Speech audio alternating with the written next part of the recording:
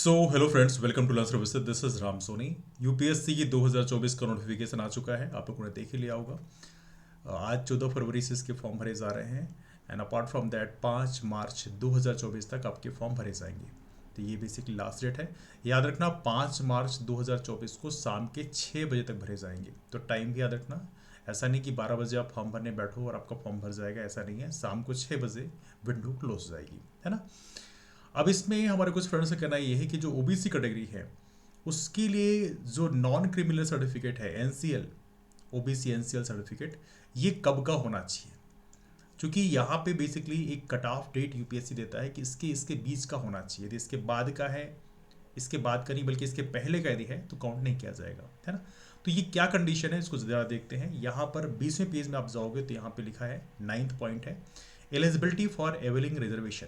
अब देखो इसमें क्या क्या लिखा हुआ है। इसमें सेकेंड पॉइंट आप देखो, इसमें लिखा है ओबीसी कैंडिडेट्स जो सीएससी 2024 सिविल सर्विस एग्जाम 2024 के लिए अप्लाई कर रहे हैं उनको ओबीसी नॉन क्रिमिनल सर्टिफिकेट दिखाना पड़ेगा, देना पड़ेगा। और ये भी 3 फाइनेंशियल ईयर उनका होना चाहिए, 2020-21, 2021-22, 2022-23। अब यहाँ पे इस चीज़ को आपको समझना ज़रूरी है कि ये जो सर्टिफिकेट है ये 1 अप्रैल 2023 के बाद का इशू होना चाहिए।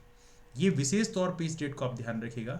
यदि आपका सर्टिफिकेट इसके बाद का नहीं है तो आपको पुराना सर्टिफिकेट ले जाकर जहाँ से भी इशूइंग अथॉरिटी है वहाँ पे रिन्यू कराना पड़ेगा, है ना।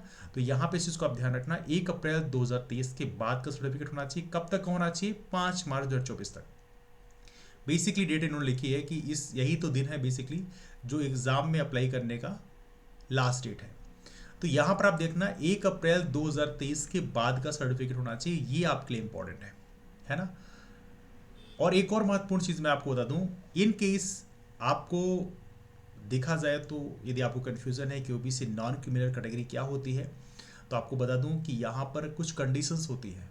यदि आप ओबीसी नॉन क्रिमिनल में हैं तभी जाकर ओबीसी बेनिफिट आप ले पाओगे। इसमें आपको याद रखना है एनसीएल की कंडीशन क्या क्या होती है।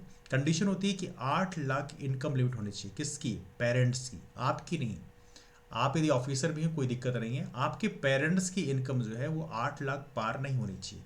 वो भी कैसे? इसमें भी 2 प्रकार की चीज़ें होती हैं, एक होता है गवर्नमेंट सेक्टर, एक होता है प्राइवेट सेक्टर। यदि आपके पेरेंट्स प्राइवेट सेक्टर में हैं या कोई बिजनेस चलाते हैं तो उस कंडीशन में 8 लाख की इनकम पार नहीं होनी चाहिए।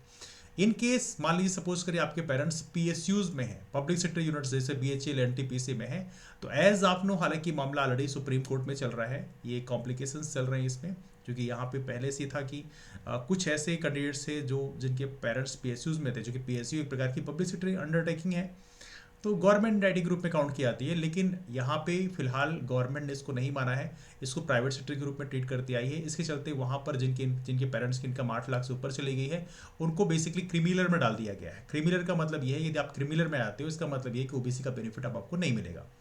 अब गवर्नमेंट सेक्टर में देख लेते हैं, गवर्नमेंट सेक्टर क्या कंडीशन है। गवर्नमेंट सेक्टर में ये होता है कि यहाँ पर 8 लाख की जो लिमिट होती है ना, ये यहाँ पे काम नहीं करती। यहाँ पर क्या कंडीशन होती है? यहाँ पे कंडीशन ये होती है कि यदि आपके किसी भी एक पेरेंट, कोई भी एक पेरेंट, आपके मदर या फादर, कोई में दो में से कोई एक, यदि क्लास 1 गेजेटेड ऑफिसर है तो उस कंडीशन में आपको क्रिमिनल में काउंट किया जाएगा, मतलब फिर आपको एनसीएल सर्टिफिकेट नहीं मिलेगा। यदि आपके यदि क्लास 1 नहीं है तो इस फाइन। यदि एक और कंडीशन है, यदि आपके 2 में से दोनों पेरेंट क्लास 2 गेजेटेड ऑफिसर हैं तो उस कंडीशन में भी आपको क्रिमिनल सर्टिफिकेट, क्रिमिनल आप काउंट किए जाओगे, आपको एनसीएल मतलब नॉन क्रिमिनल सर्टिफिकेट नहीं मिलेगा। 2 में से यदि कोई एक बस केवल क्लास 2 है तो उस कंडीशन में फाइन। जैसे मान लीजिए आपके दोनों पेरेंट्स एसडीएम हैं तो आप उस कंडीशन में आपको नॉन क्रिमिनल नहीं मिलेगा, आप क्रिमिनल में काउंट किए जाओगे। यदि आपके पेरेंट्स में केवल फादर बस केवल एसडीएम है, मदर मान लीजिए आप क्लास 3 में हैं या एम्प्लॉय नहीं है तो उस कंडीशन में वो काउंट नहीं किया जाएगा। अब एक और कंडीशन, यदि कोई भी आपके पेरेंट्स तृतीय श्रेणी कर्मचारी हैं तो कोई दिक्कत नहीं है, चाहे दोनों हो कोई दिक्कत नहीं, नो प्रॉब्लम। तो यहाँ पे ये कंडीशन होती है, इस विशेष कंडीशन का आप ध्यान रखिएगा। गवर्नमेंट सेक्टर के लिए 8 लाख की लिमिट अप्लाई नहीं होती है, प्राइवेट सेक्टर और जो पीएसयूज हैं या फिर कोई बिजनेस है उस कंडीशन में 8 लाख की लिमिट अप्लाई होती है ना। तो ये नॉन क्रिमिनल ओबीसी की कंडीशंस हैं, इसको आप ध्यान रखिएगा। तो यदि आपने इन केस अभी तक रिन्यू नहीं कराया है तो आप टाइम बाउंड मैनर पे, मतलब समझो कल से ही एक्टिव हो जाना और एज अर्ली एज पॉसिबल इसको रिन्यू करा लेना। बिकॉज यदि रिन्यू नहीं होता है तो आप फॉर्म ओबीसी से आप नहीं फिल कर पाओगे। बिकॉज बहुत सारे फ्रेंड्स को लगता है कि नहीं नहीं करा लेंगे। ज़्यादा टाइम नहीं है आपके पास, तकरीबन हम कह सकते हैं 20 दिन का टाइम है। और इस 20 दिन के टाइम ड्यूरेशन के अंदर अंदर आपका ओबीसी एनसीएल सर्टिफिकेट बन जाना चाहिए। हालांकि ये भी इंटरेस्टिंग है, आपको ये पहले से वैसे करा के रखना चाहिए, दिसंबर जनवरी में करा लेना, या तो आप ये प्रयास करना है कि अभी तो चलो ये एग्ज़ाम आप देने जा रहे हो, लेकिन अगली बार एग्ज़ाम के पहले नवंबर दिसंबर में आप रिन्यू करा लेना, जिससे आपको कोई भी कॉम्प्लिकेशंस ना हो, है ना। एक और चीज़ आपको बता दूँ, इन केस सपोज करिए आपने सर्टिफिकेट पुराना वाला ही लगा दिया, तो अभी तो दिक्कत नहीं जाएगी, शायद आपका फॉर्म फिल हो जाए। लेकिन इन केस आपका सिलेक्शन हो गया, तो सिलेक्शन होने के बाद फिर आपको बोला जाएगा कि भैया आपका सर्टिफिकेट 1 अप्रैल 2023 से लेके 5 मार्च 2024 के बीच का होना चाहिए। अब बैक डेट में सर्टिफिकेट बनवाना हो तो बहुत मुश्किल काम हो जाता है, आप समझते हैं। तो इसलिए मैं कह रहा हूँ कि थोड़ी जद्दोजहद करके अभी इस ड्यूरेशन के बीच का आप सर्टिफिकेट रिन्यू करा ही लेना, जिससे आपको बाद में कोई दिक्कत ना हो, है ना। तो ये रहा है हमारा ओबीसी नॉन क्रिमिनल सर्टिफिकेट के बारे में। यदि आपके पास फर्दर कोई डाउट्स हैं तो आप नीचे कमेंट करके पूछ सकते हैं। इसके अलावा हमारा लर्न सर्विसेज नाम का टेलीग्राम ग्रुप है, वहाँ भी आके आप पूछ सकते हैं जो भी आपके पास डाउट्स हैं। तो चलिए मुलाकात करते हैं फिर आप सभी लोगों के लिए। यूपीएससी 2024 प्रीलिम्स के लिए ढेरों सारी शुभकामनाएं, ऑल द बेस्ट। बढ़िया तरीके से तैयारी करिए, इस पर वैकेंसी भी 1000 से ऊपर है।